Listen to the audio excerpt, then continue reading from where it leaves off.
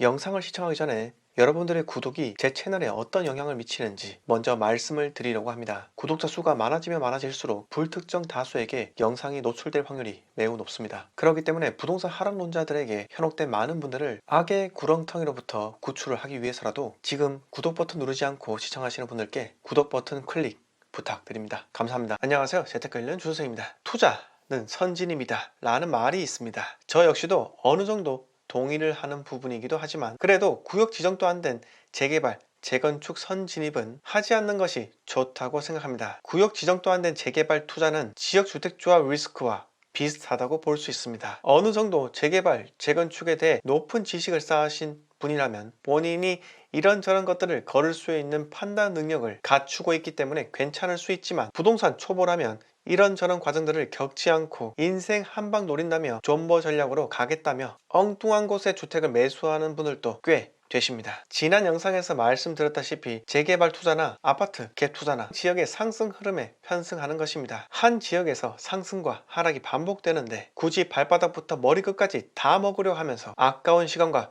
명의를 낭비하는 것보다 지속적인 수익 실현을 통해 상급지로 갈아타려고 하는 노력을 하는 편이 훨씬 더 낫다고 저는 생각합니다. 그럼 뉴스 하나 보시고 가겠습니다. 재개발도 절대 불가, 도시재생 덫에 걸린 동네의 울분. 여러분, 도시재생 사업이 무엇인지 아시나요? 도시재생 사업은 노후주택과 담벼락에 벽화를 그리거나 주민들이 찾지도 않는 박물관 같은 건물을 짓는데 동네마다 수십억에서 많게는 수백억씩 혈세를 쏟아붓는 겁니다. 지난해 서울시에서 도시재생 우수 사례로 꼽은 관악구 남국동의 경우 낡은 담벼락에 빛바랜 벽화만 남아있을 뿐인데 이곳에는 사업비 196억을 투입했다고 합니다. 애초부터 주거 환경이 열악한 곳은 상하수도와 전기시설부터 모든 기반시설이 주거지에 적합하지 않기 때문인데 이런 곳에 그림 하나 그리는 것만으로는 사람들의 거주 환경을 좋게 만들 수는 없는 것이죠. 도저히 참지 못한 마을 주민들은 공공재개발을 하겠다며 재개발 동의서를 모아서 구청에 접수하게 되지만 이미 도시재생 사업으로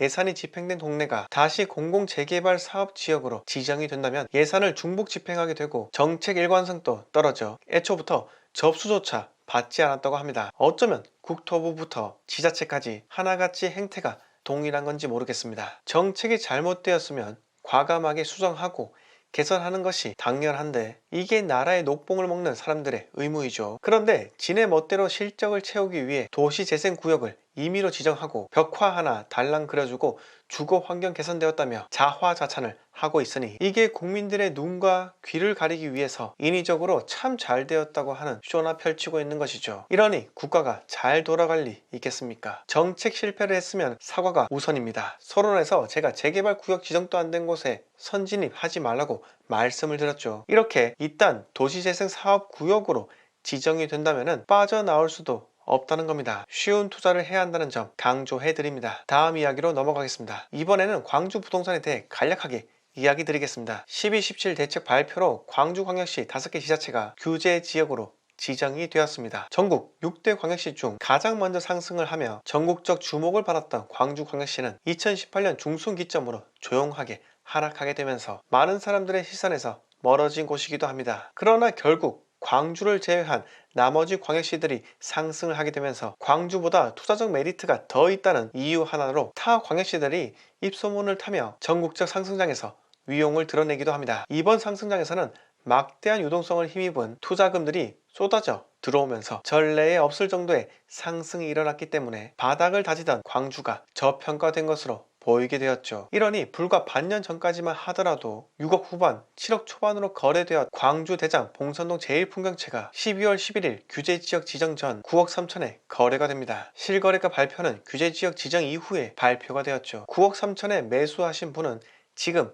어떤 생각을 하고 계실지 모르겠지만 어느 누가 그랬듯 조정대상 지역 지정은 그 지역이 가치가 있으니 별 하나 달아준 격이라고요. 맞습니다. 저는 9억 3천에 매수하신 분께 전혀 걱정하실 필요가 없다고 말씀드리고 싶습니다. 대장을 매수하신 것이고 더 이상 봉선 이동은 재건축이 있지 않는 한 신축이 들어설 자리가 없기 때문에 봉선동 제1풍경채처럼 신축급 아파트는 앞으로 갈수록 더욱더 귀해질 것이라 생각합니다. 제가 생각할 때 광역시 학군지의 모범적 지표는 대구 수성구 범어사동입니다. 재건축 가능성이 있는 대구 수성구 범어사동의 구축 가격을 한번 보시기 바랍니다. 범어사동의 지리적 형태가 광주 봉선 이동과 참 닮지 않았나요? 토지 투자는 어떨까요? 라고 상담 요청하시는 분들도 있습니다. 그럴 때마다 저는 토지에 대해서는 잘 모른다 라고 대답해 드립니다. 이 토지가 무슨 지목인지, 용적률은 어떤지, 건폐율은 어떤지 이 정도만 파악할 수준이지, 제가 이 토지를 활용해서 무슨 건물을 짓고 어떤 업종에 임차인을 드릴 것인지 이 점에 대해서는 전혀 문외한입니다. 하지만 저는